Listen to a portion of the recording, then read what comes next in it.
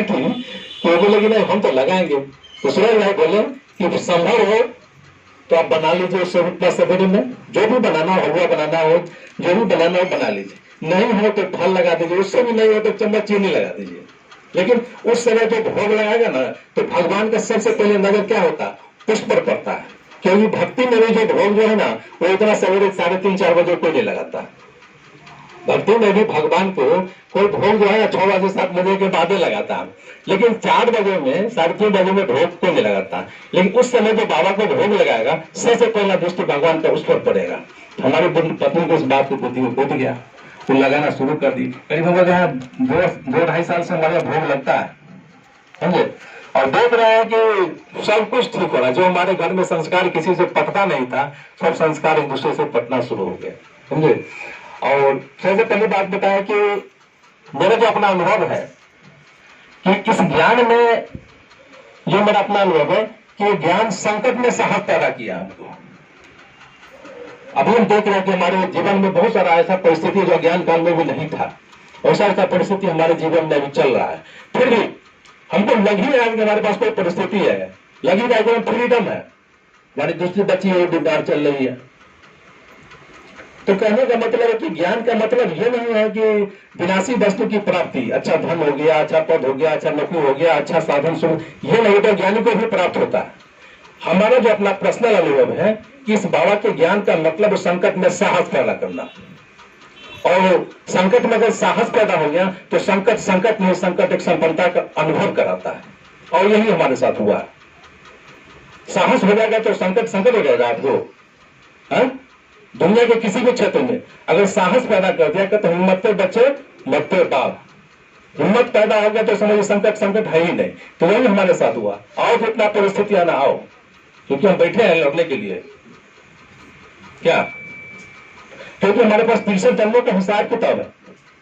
हम इस जन्म में किसी को कुछ नुकसान नहीं पहुंचाया, लेकिन ये आत्मा पिछले 63 जन्मों से किस जन्म में किसके साथ क्या किया नहीं किया, धार कुधार, लूटा फूटा, दुख दिया, शांति किया, वो तो हमारे कर्मों में हिसाब किताब में तो हमारे पास अकाउंट में तो जमा है ना। उसका तो हमारे लेने देने चुकाना ना पड़ेगा। जिसको हम नुकसान पहुंचाए हैं वो नुकसान के तो पूर्ति हमको करना पड़ेगा।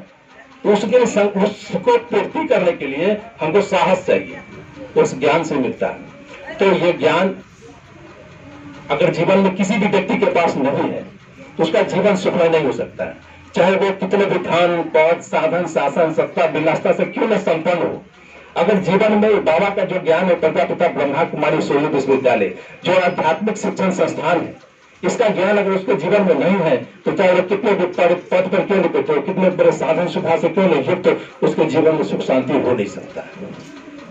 क्या होगा? नहीं हो सकता, क्योंकि जिसके जीवन में शांति नहीं उसका जीवन बेकार है। तो कहने का मतलब है इसके लिए इस ज्ञान की आवश्यकता जरूरी है। आज आपके जीवन में आप भोजन बनाते हैं, भोजन में सब कुछ देते हैं मसाला, लेकिन उसके भोजन में अगर नमक नहीं डाला जाए तो क्या भोजन खाने योग्य होगा? तो उसी तरह इस जीवन में आपके पास सब कुछ हो, अगर शांति नहीं तो सब बेकार है। तो मेरा एक ही रिक्वेस्ट है कि यह ज्ञान हर व्यक्ति के लिए जरूरी है, चाहे आप जो भी क्षेत्र में हैं, इस ज्ञान को जीवन में उतारें और अपने जीवन को सुख शांति से संपन्न करें। दूसरी बात हम ये कहना चाहते हैं कि आप लोग बहुत भाग्यशाली हैं, साधारण लोग नहीं बैठे हैं। भले आपका वेशभूषा रंग रूप साधारण है, साधारण घर से आए हैं, लेकिन हजारों नहीं लाखों में से कोई एक है आप। कौन पहचानता है कि मंदिर की मूर्ति, जो जिस पत्थर की मूर्ति को हम पूजा करते हैं, वो चेतन में यही बनने वाली है? ये हमारे समाज में कितने लोग पहचानता है? ये है कौन? उस 33 करोड़ जो देवी देवताओं के मंदिर में पूजा अर्चना साधना और आराधना करते हैं, वो तो आप ही लोग हैं। जो साधारण वेशभूषा में आज आप पढ़ रहे हैं, भगवान से मनुष्य देवी देवता बनने के लिए पढ़ रहे हैं, ये अपने आप को गौरवान्वित होना चाहिए। क्या ये फील हो रहा है कि मंदिर में जिस जब मूर्ति की पूजा हो रहा है, चेतन में हम ही थे एक समय सृष्टि के आदि में? क्या थे कि नहीं थे? आज हम पढ़ रहे हैं मुरली, किसके लिए पढ़ रहे हैं? देवी देवता बनने के लिए तो पढ़ रहे हैं। तो ये हजार नहीं लाखों में से कोई एक है जो बैठे हैं, भल साधारण भेष है, साधारण वेशभूषा है, साधारण घर से आए हो, लेकिन वो है कौन? ये अपने आप को पहचानने की आवश्यकता है।